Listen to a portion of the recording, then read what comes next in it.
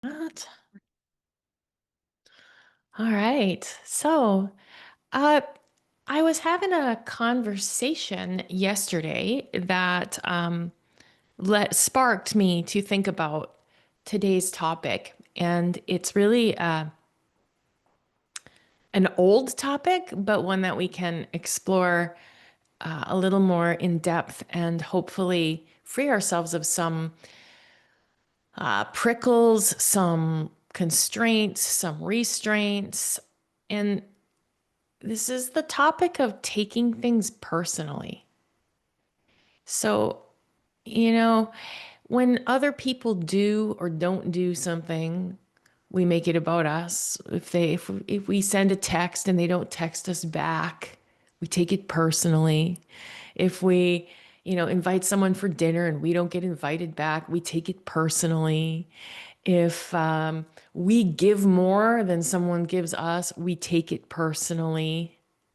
If someone borrows money from us and doesn't pay it back, we take it personally. There's 1,000 ways that we take things personally, but we even extend or expand this idea of taking things personally when other people have opinions about. I was thinking about when I was raising Nicholas and I got a phone call from the school every second day. like, and and I would take it personally that the people were uncomfortable with his behavior, or and then I would behave in different ways and tie myself into knots over it. So there are so many ways that we take things personally, and the cost of that is so great. Now, when we take something personally, we're adding a layer of meaning to someone else's actions, and we have to remember that other people's actions have nothing to do with us. How other people see the world has nothing to do with us. It's a projection of their own reality. If someone misunderstands you or rejects you or excludes you or ignores you, it might have nothing to do with you. If you, I don't know if any of you have read The Four Agreements by Don Miguel Ruiz. Yeah, one of his greatest teachings is like not to take things. So he says, don't make assumptions, be impeccable with your word, don't take anything personally. He teaches that nothing others do is because of us. What they say or do is a projection of their dream, their reality. Bob Proctor says, as within, so without. So, however, someone is speaking about their world or acting out here, that's what their internal world looks like. So, if someone's nasty to you, imagine how nasty their internal world is. That has nothing to do with you.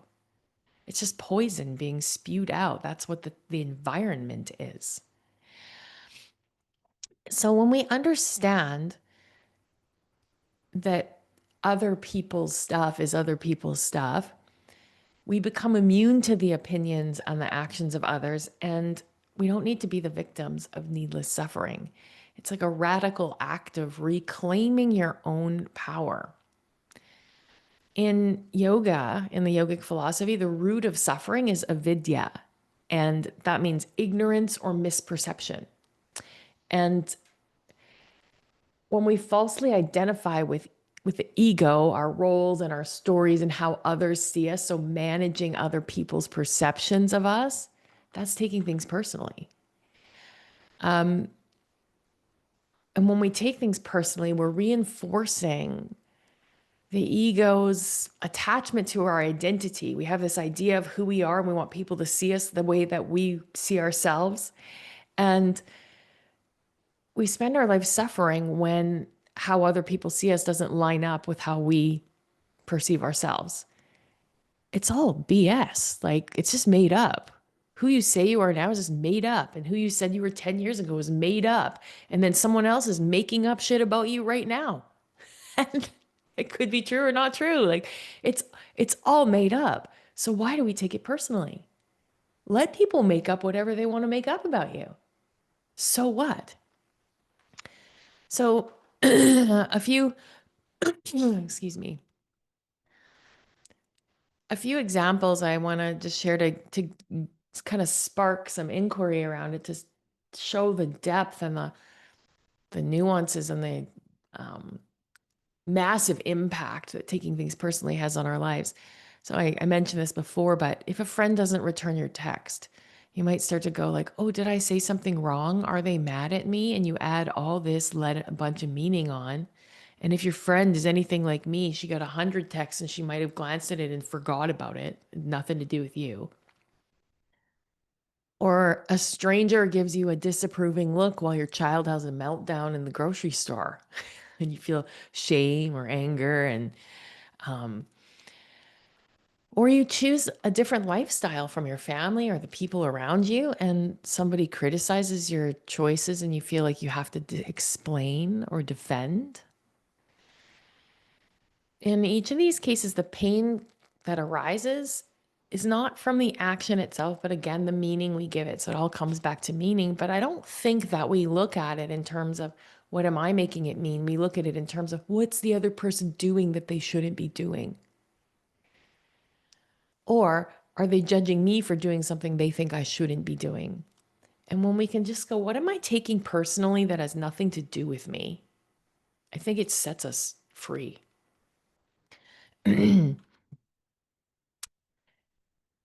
Other people's reactions, we can look at them, they're more like a mirror than a window.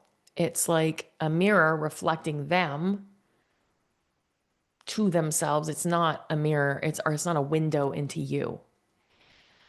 And everyone's also like they're tuned into their own frequency, like a radio station. And if someone's playing judgmental static, you don't have to dance to that tune.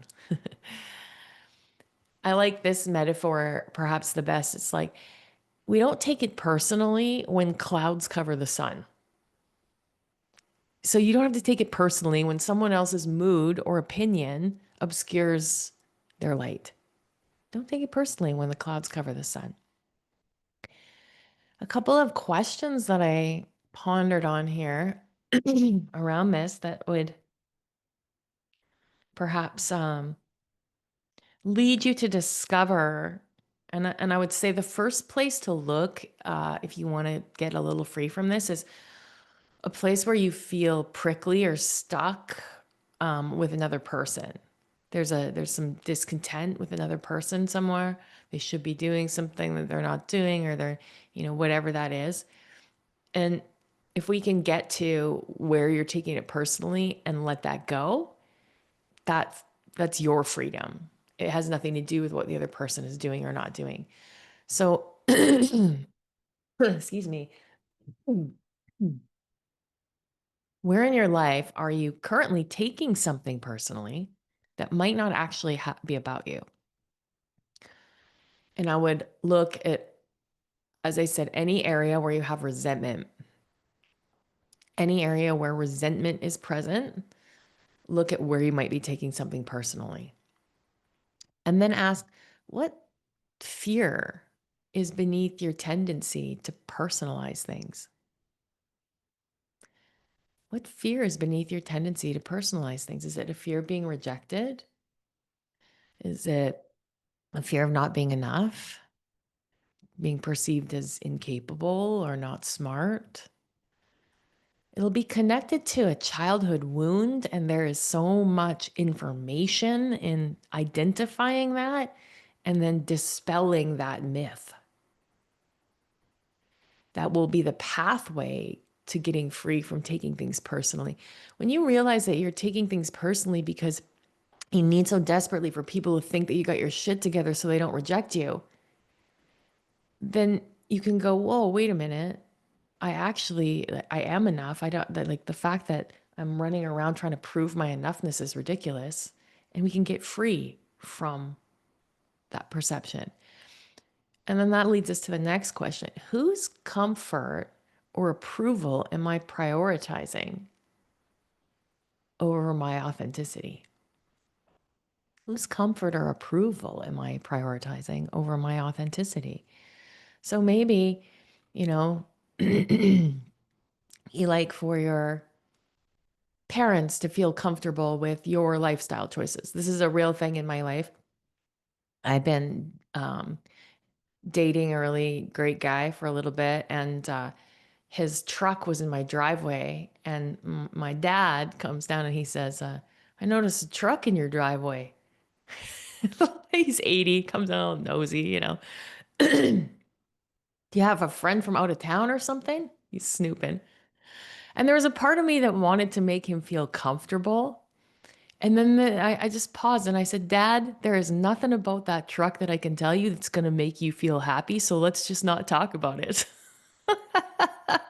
And he was like, all right, darling. Okay.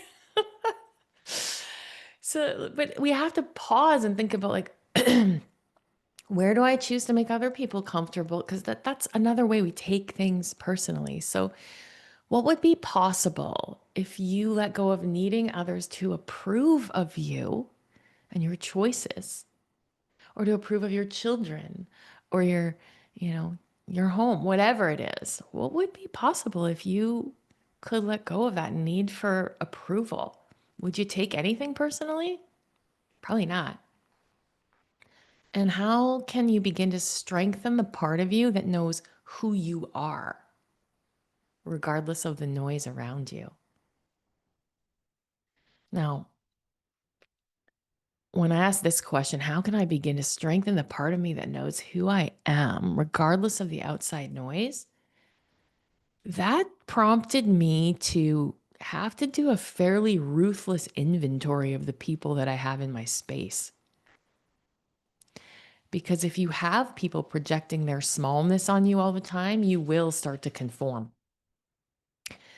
So, in order to not take things personally, you also have to surround yourself with um, people who are maybe operating on the same frequency as you, like Sadie Mae, good dog. Okay, so yeah, look to where you might have resentment, or you're rationalizing or justifying or defending something in your life, or where you're trying to make other people comfortable. And ask yourself what would be possible if you let go of taking that situation personally. What freedom would be available to you? And then maybe take a new action in that direction.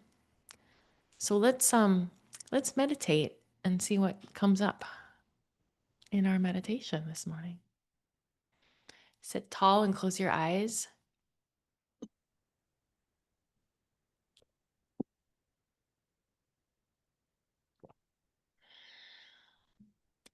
And take a couple of really deep, slow breaths to clear any energy that's not yours.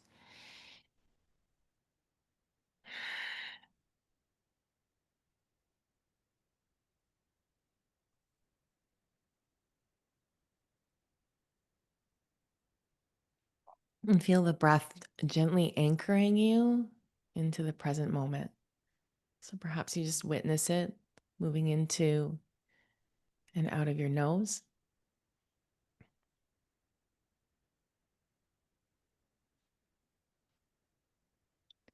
And then begin to sense a softening in your shoulders, a softening in your jaw. Soften your brain and your skull. Soften your belly. Soften your whole body.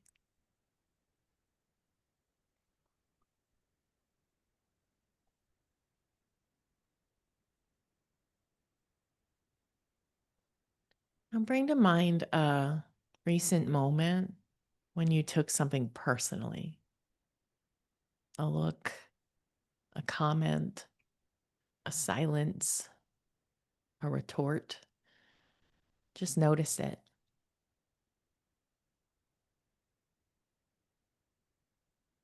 Without judgment, witness how that moment made you feel.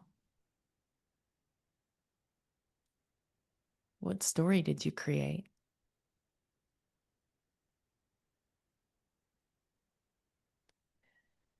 Now, imagine yourself just stepping back further and further until you are witnessing the scene. Witness yourself in the scene, the other person in the scene, and you see that it's not about you.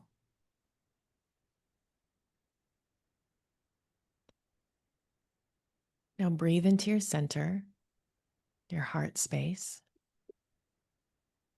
and ask yourself, What really matters to me?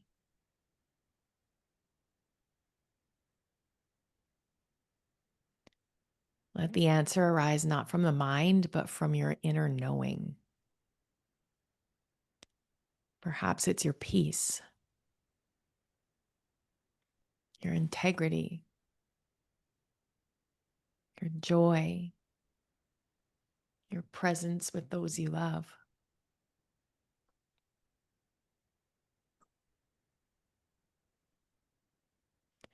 Breathe into it and let it grow stronger.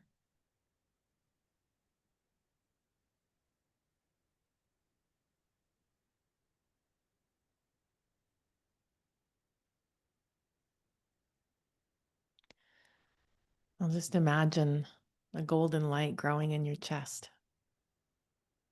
It's warm, expansive, enveloping. With each breath, that golden light expands and radiates outward in all directions.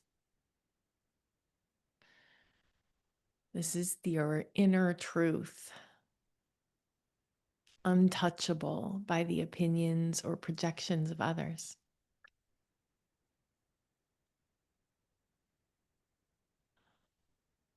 Just bathe in that golden light.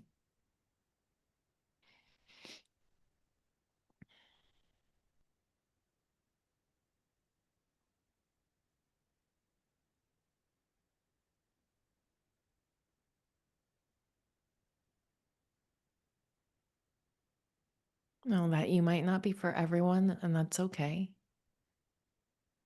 But you have the opportunity to stand in your truth and not in the shadows of other people's stories.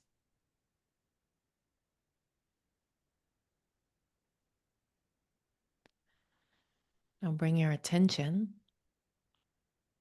to the crown of your head, the center of your forehead, the outline of your ears, the muscles over your cheekbones, the rims of your nostrils, your upper lip, your lower lip, your tongue, and your teeth, the hollow at the base of your throat, your collarbones, the heads of your shoulders, your upper arms and your elbows, your lower arms, your wrists, the palms of your hands, the tips of your fingers. Now notice your heart space in the front of your chest and between your shoulder blades. Your solar plexus, your center of personal power, just beneath your sternum. Notice your belly and the organs in your belly. Notice your sits bones, your upper thighs, your knees, your shins, your calves, the tops of your feet, the soles of your feet, and then your whole body as a space, a container, the space from which you view life, the space from which you experience life. And let that whole space be filled with the golden, radiant light of your truth.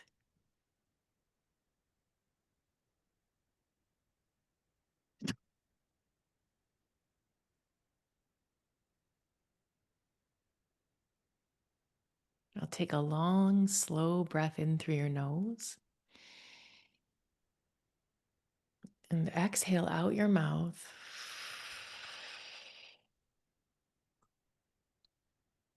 One more like that. Fill up right to the crown of your head.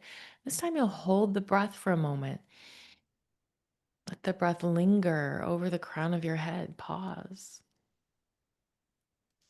Open your mouth and exhale all the air out. And let your eyes gently flutter open. Mm. So, my offer to you this morning is to look at what's one place in your life where you could let go of taking something personally and what becomes possible when you do. I have an old friend of mine who's going through a divorce right now and was very bent out of shape about the splitting of the assets. And I'm going through that right now myself. And this helped me greatly because she said, when I realized it's just math, I could let it go. It has nothing to do with me or him or it's just math. It's just numbers on paper. It's not personal. And I thought, oh, I'm going to take that into my mediation. Just like it's just math. That's it. There's nothing to be personal about it. And that really set me free in a way. We can't always control how other people see us, but we can choose how we see ourselves. And when we stop taking things personally, we get to step into this kind of wild and unapologetic freedom where authenticity leads and approval is no longer the currency of our worth. When you're taking things personally, approval is the currency of your worth.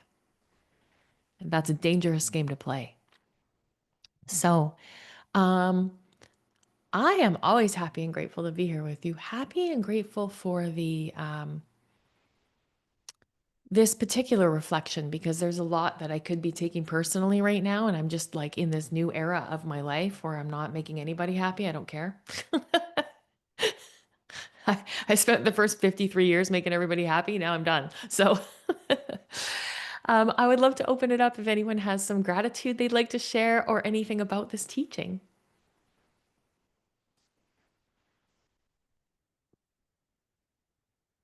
Leanne, yeah. Um, I'm happy and grateful that